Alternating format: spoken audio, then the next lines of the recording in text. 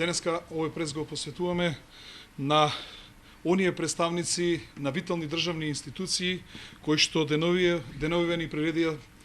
сериозни чудни работи кои што не се долични за представници на власта и представници кои што водат високи државни институции. Имаме состојба во Република Македонија кога министерот за труд и социјална политика не спроведува судска одлука, односно прави кривично дело. Министерот за внатрешни работи апси градоначалник без судски налог и истиот тој министер за внатрешни работи зема за советник човек милитант кој што повикува на леење крв по улиците на Република Македонија.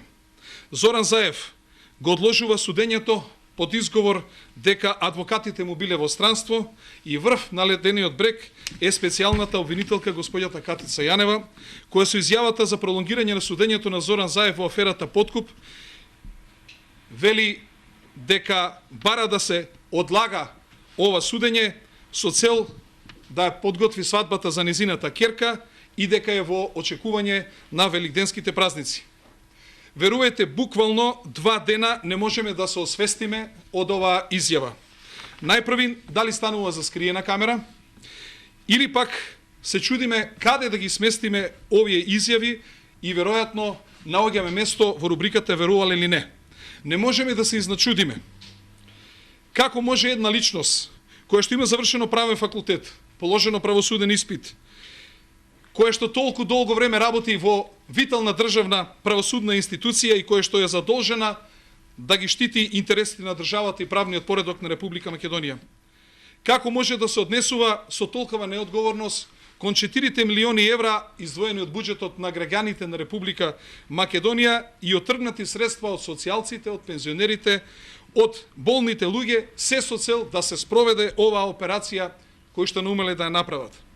Каков е овој начин пред очите на целата македонска јавност, специјалната обвинителка, поврзана со господинот Зоран Заев, да го изигруваат судството во стилот на искусни, докажани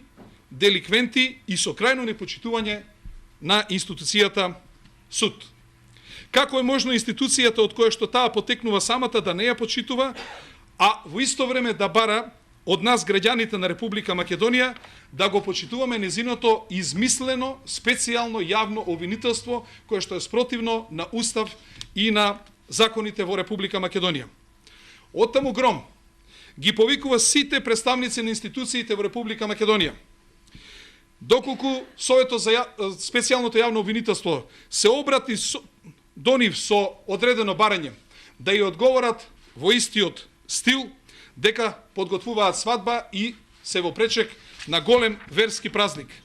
Сакам во исто време да и соопштам на македонската јавност дека ние како граѓанска опција за Македонија, јас како нејзин председател, како градоначалник и како представник на општината Карпош, доколку во иднина било какво барање за соработка има од специјалното јавно обвинителство, ќе одговориме во нејзин стил дека подготвуваме свадба и сме во пречек на верски празници и во исто време сакаме да порачаме дека може да не плашат колку сакат и дека ќе им се спротивставиме без разлика како тие натаму наумиле да ги прават овие циркуси.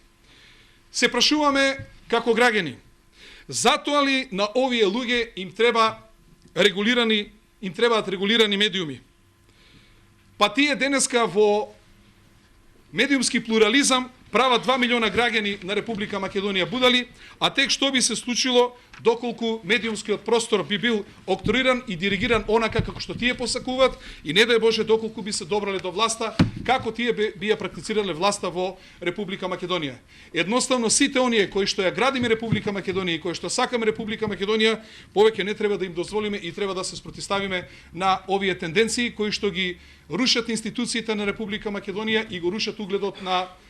оваа наша држава.